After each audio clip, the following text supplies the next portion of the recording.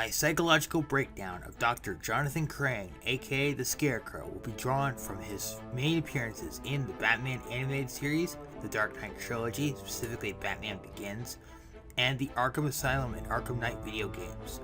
Additional information will be pulled from the DC Encyclopedia, the Arkham Asylum and Knight, biographies and audio recordings, and various comics and short stories.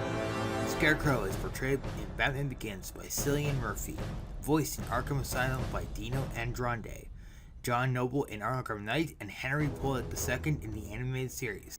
With that out of the way, let us proceed with this psychological profile.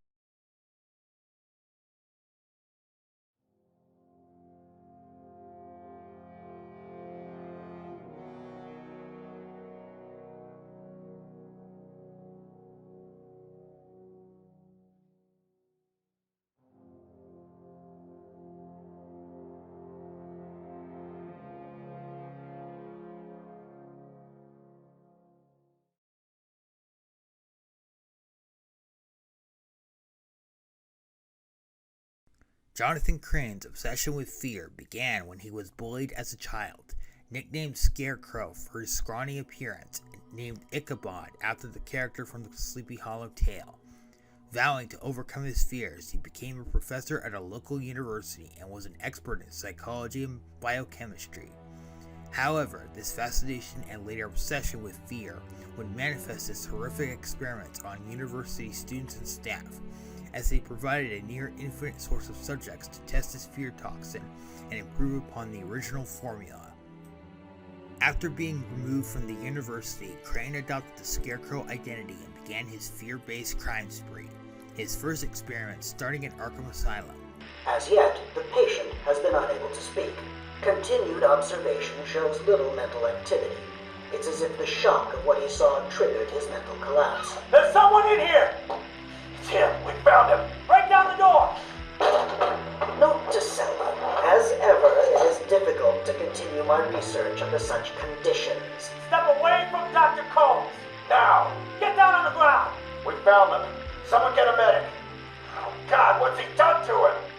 After weeks of psychological evaluation, the psychologist remarked that Crane may not actually be insane, but simply evil and takes no interest in the people that are hurt by his experiments, noting that Crane's research was the only motivating factor in his life, almost to the point of obsession, only to be another victim to Crane's fear toxin during an interview session less than a month later.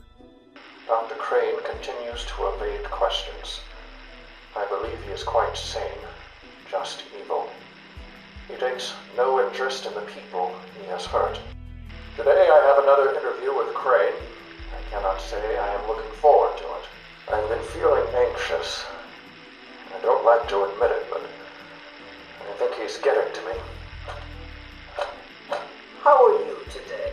I keep telling you, this is my session. It was your session, Doctor, but not anymore. Are you okay, Doc? I think... yes, Oh, he's fine. Just questioning his grip on reality. You should be doing the same any second. Is that you? Wait, what are you doing? Get off of me. Help! I need help here! I can't breathe! Like I said, you're all part of my experiment now. Fortunately, Batman was able to create an anti-serum to Crane's toxin and foil his scheme. And pumped enough gas into the medical center to break 100 minds. It should only be a matter of time before... What? Give it up. Now! How are you still standing? How come it's not affecting you? Who says it's not? I knew it. What was it like? What have you seen? Several months later, Batman would transport the Joker to Arkham Asylum after holding the mayor hostage. However, the Joker would break free and release a large majority of the inmates, including Crane.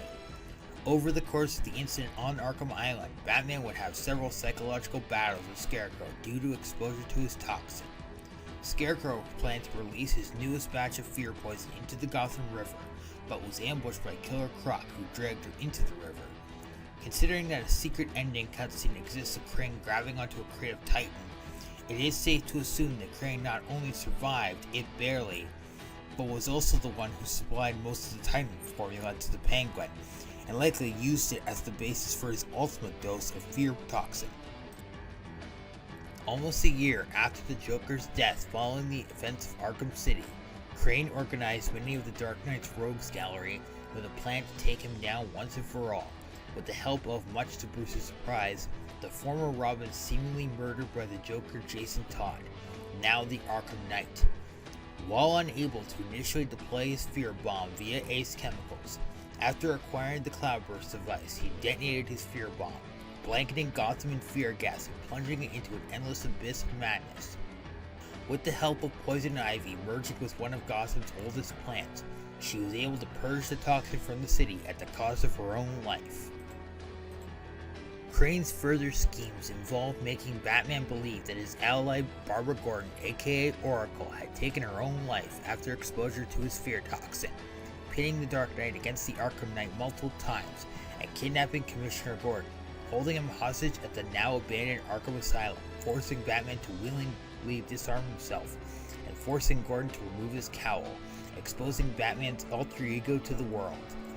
After conquering the lingering remnant of the Joker in his mind, Batman, with assistance from Jason, defeated Scarecrow by injecting him with his own toxin, inflicting fear-induced madness seemingly permanently. What's wrong? Scared.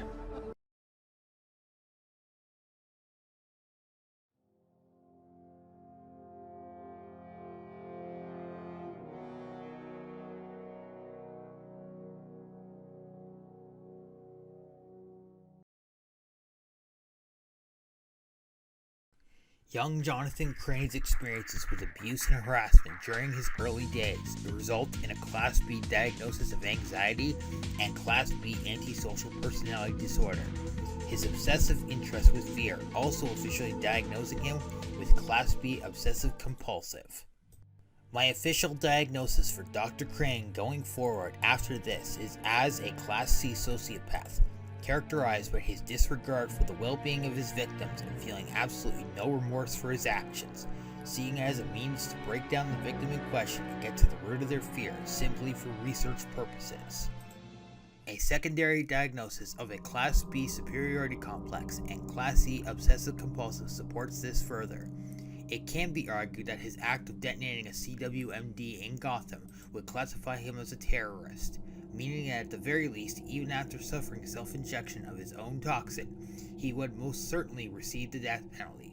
But any seasoned lawyer could argue insanity and get him life in prison.